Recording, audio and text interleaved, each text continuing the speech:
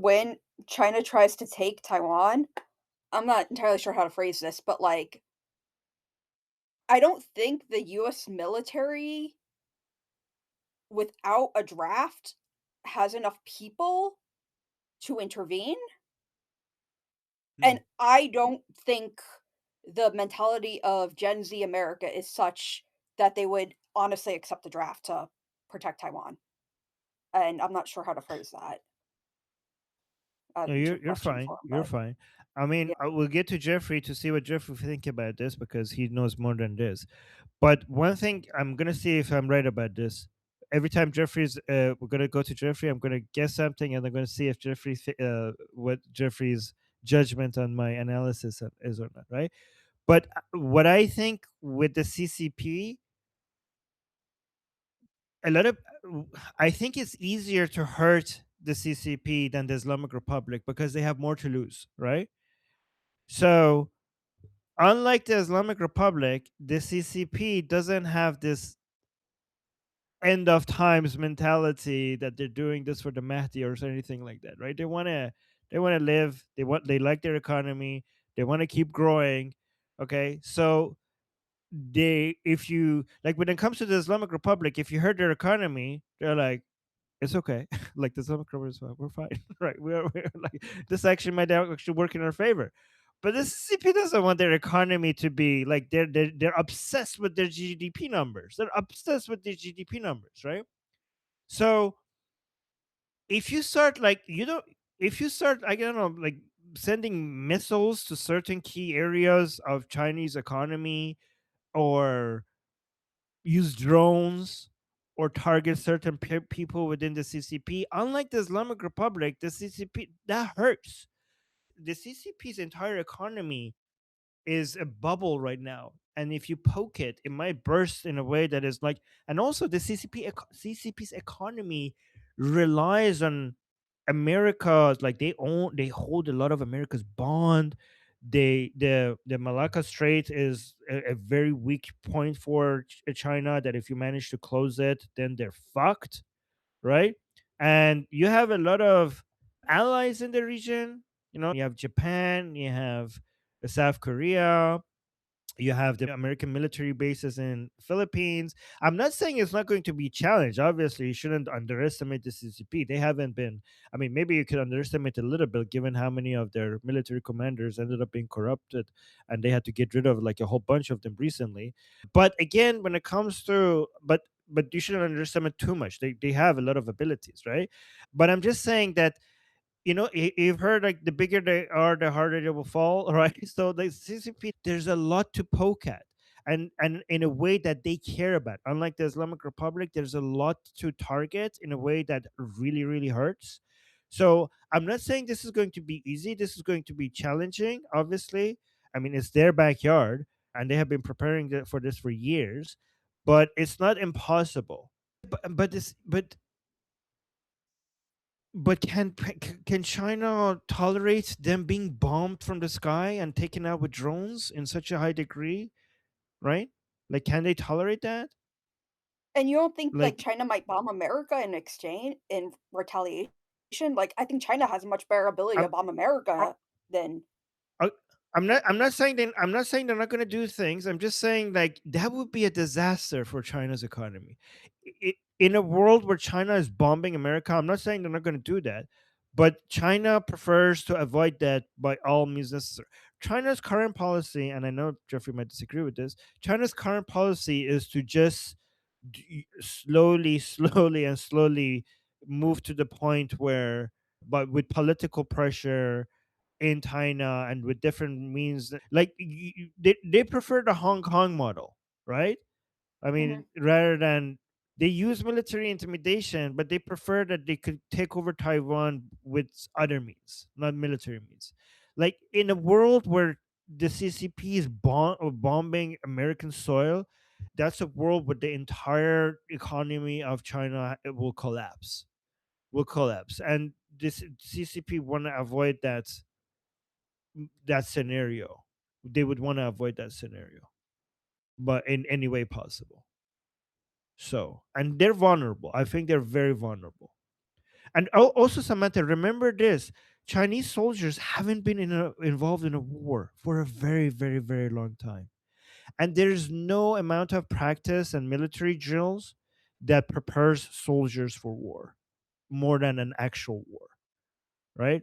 The American soldiers, every single American soldier is worth a lot more than a Chinese soldiers because they know how to fight. I mean, no offense to Chinese soldiers, they just haven't been involved in a war. They haven't been tested. They haven't done. They haven't actually tested their like, a lot of people thought Russia is a lot more capable than it actually ended up being when they couldn't even take over Ukraine, right? Like they ended up being a paper tiger, right? Because China has done a lot of military advancements in the past couple of years, but none of it has been tested in actual military operations. So, yeah, let me see what Jeffrey thinks about all of this. Jeffrey. 21 question with 27 parts in 5 minutes. All right. Uh, Yeah. so that's, see, Arvin gives me, he's like tries to overwhelm. Yeah. So, okay, a couple of key points were brought up with regards to a draft, and I know that was being bounced around in the discussion. Not all forms of mobilization are putting people in uniform and are giving them a rifle. So, does the United States need to have a general mobilization of our society to build up our national defense industrial base? That is very true. Does that mean we're going to put everybody inside uniforms and give them all a rifle and teach them how to ban it now? That's not what that means. I mean, so there's different types of mobilization. That was one of the points from the discussion board because I know this is where that's coming from, almost assuredly.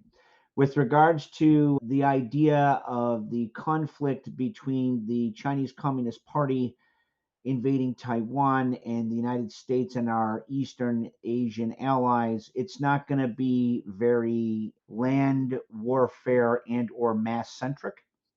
It will mostly be long range munitions, not the least of which is, you have the loss of strength rate and stop power of water, and you have like the straits, the Taiwanese Strait, and all this other stuff. So it's not like you can march across. That's why the Chinese Communist Party built shitloads of landing crafts and why we turned Taiwan into the porcupine strategy. Actually played a role in that, right? Which is painful to bite, painful to chew, painful to swallow, painful to digest.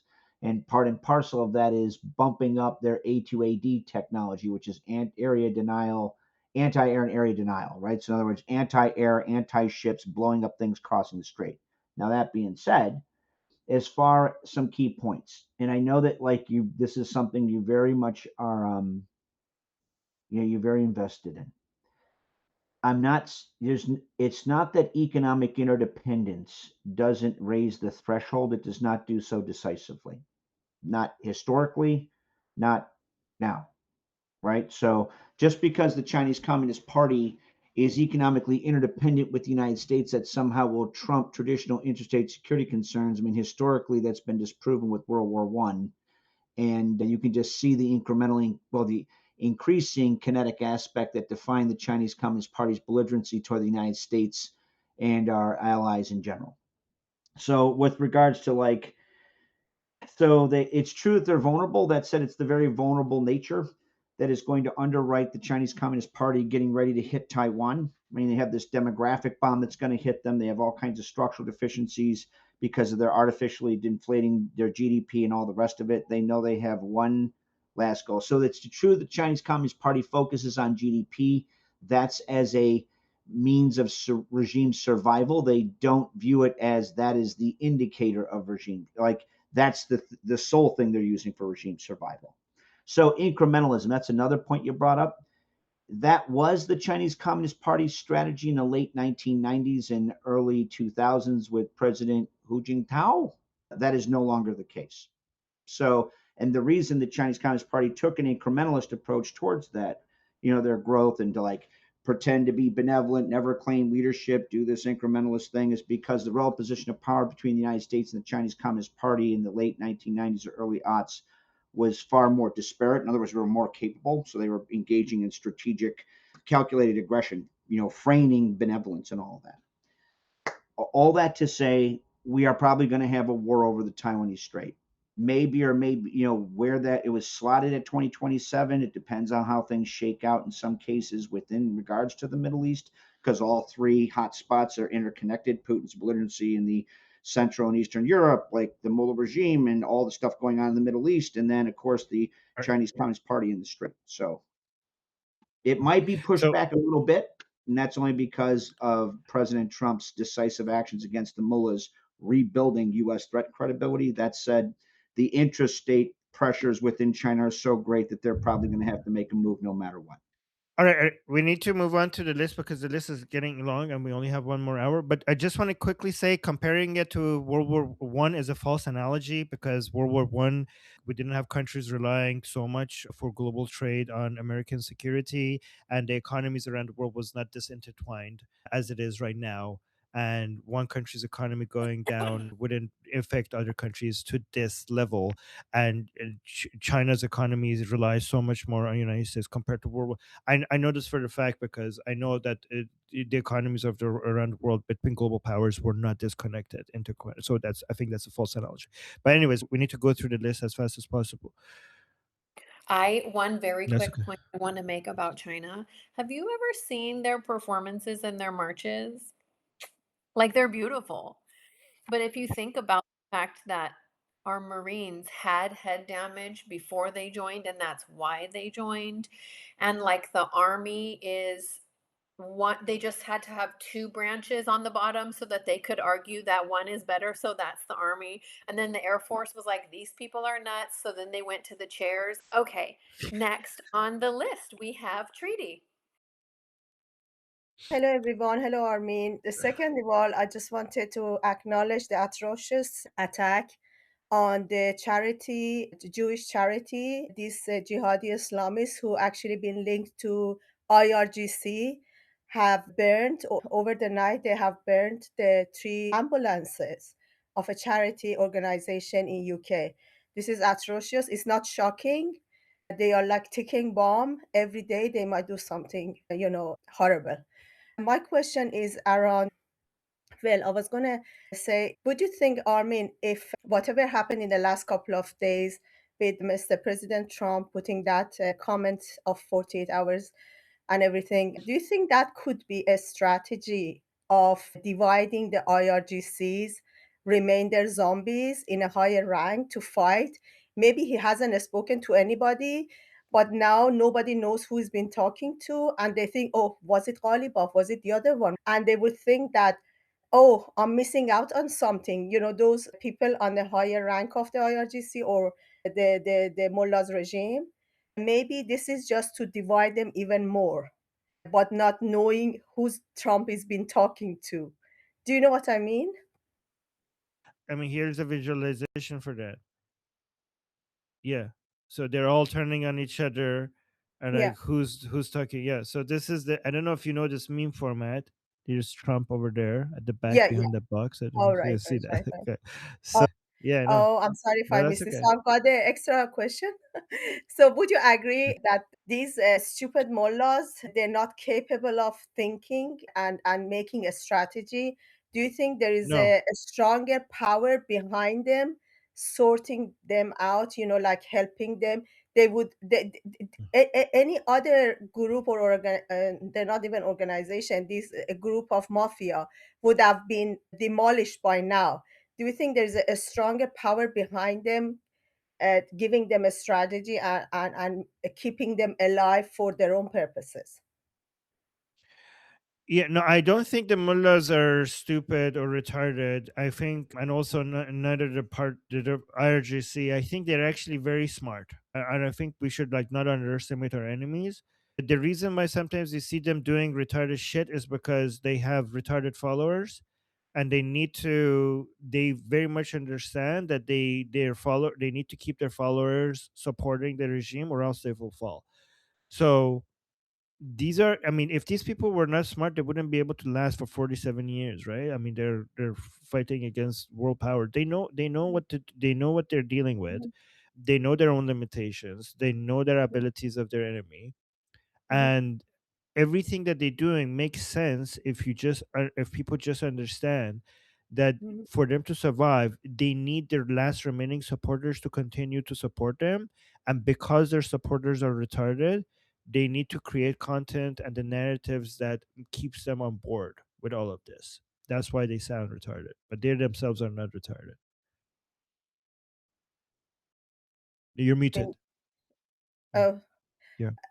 I disagree in a way that we know what the mullahs like. The ahund are, they can't think of anything else apart from their what they eat and their sexual life, and that's all they think about.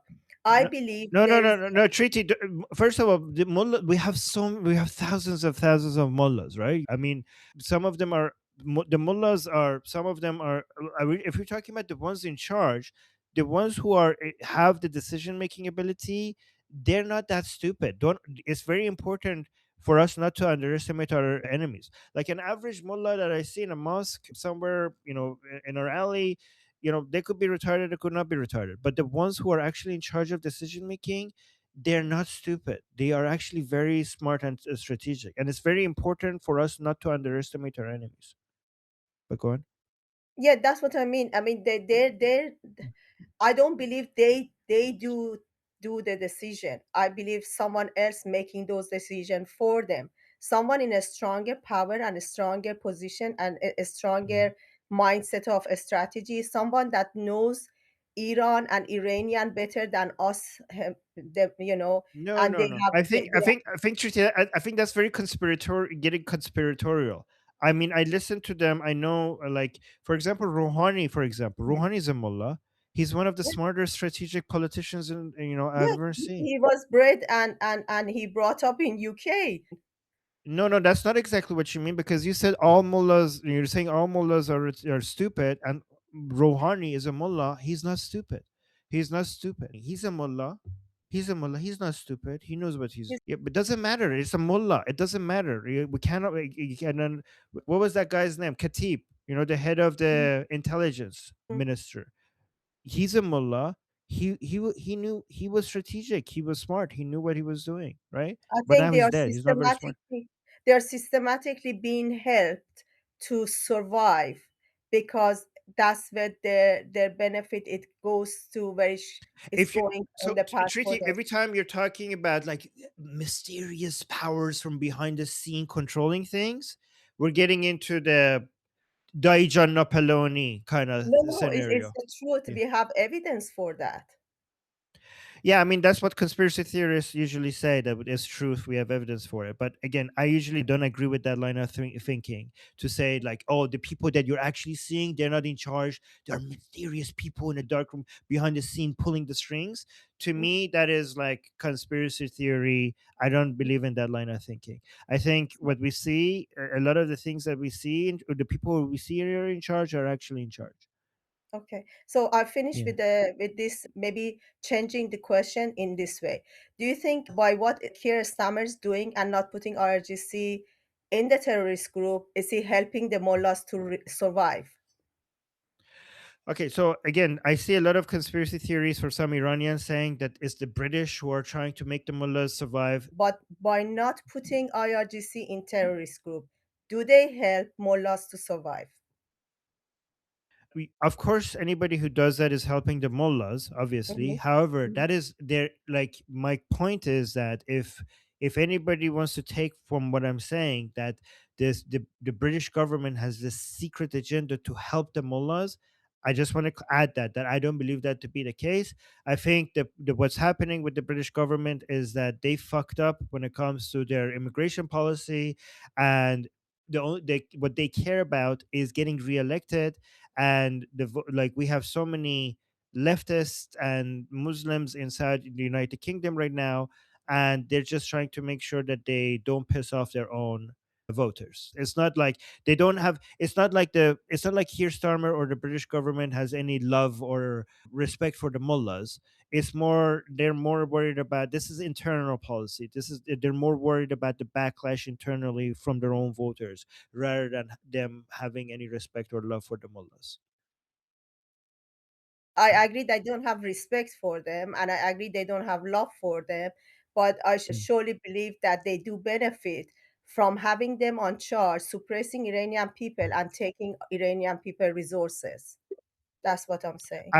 I don't think the British government is the strategy is for the mullahs to survive so that the British government could take Iranian resources. I don't think that's the case. I think Yeah, that they're just like, I think this is the mindset from when the British we had the British Empire.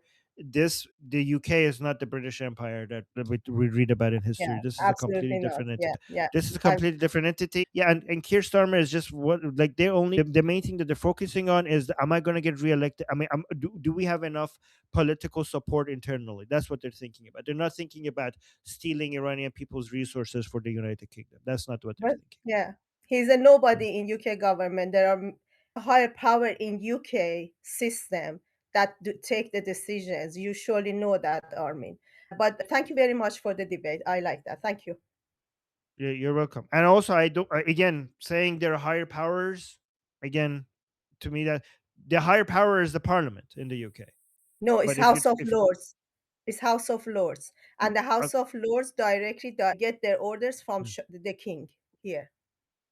the king has no power in the United Kingdom. It's all symbolic. Every law that is passed through the commoners, the House of No Commoners, treaty goes to treaty the like House of Lords, yeah, and the House that's of Lords. that's all that's symbolic. That is symbolic. They will approve it every single time.